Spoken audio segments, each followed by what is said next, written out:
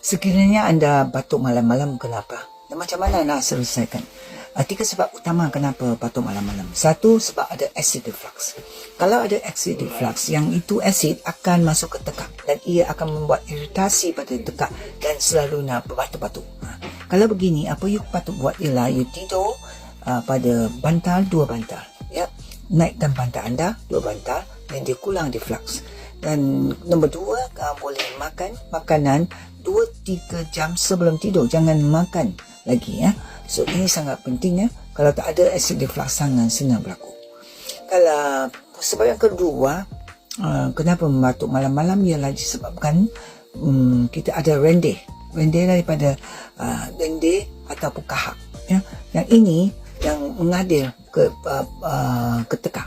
Kalau begini, apa you patut buat ialah cuba minum air som. Air som yang boleh, kalau boleh campur dengan sikit madu. Ini boleh mencairkan tahap dan juga rendeh ini ya, senang supaya dia tak senang nak batuk-batuk ya.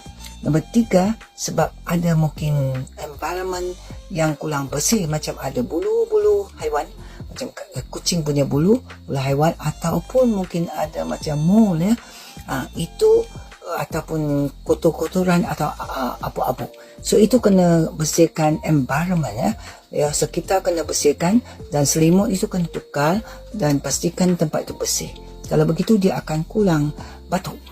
Dan satu lagi ialah pasal aircon. Aircon, hawa dingin. Kalau terlalu sejuk, selalunya kita boleh batuk. So kalau boleh kurangkan aircon. Bagi 26 Celsius mungkin dia akan lebih baik ya. So ini ada beberapa cara boleh kita elakkan batuk pada malam-malam. So yang anda punya apa salah? So you check dan you cuba dan tengok ini boleh membantu anda. Dan boleh tolong sharekan TikTok ini. Terima kasih ya. Bye bye. 钟杰西《我就是我》世界巡回演唱会震撼来袭，而大马首站将于2025年5月27日在云顶世界云星剧场震撼登场。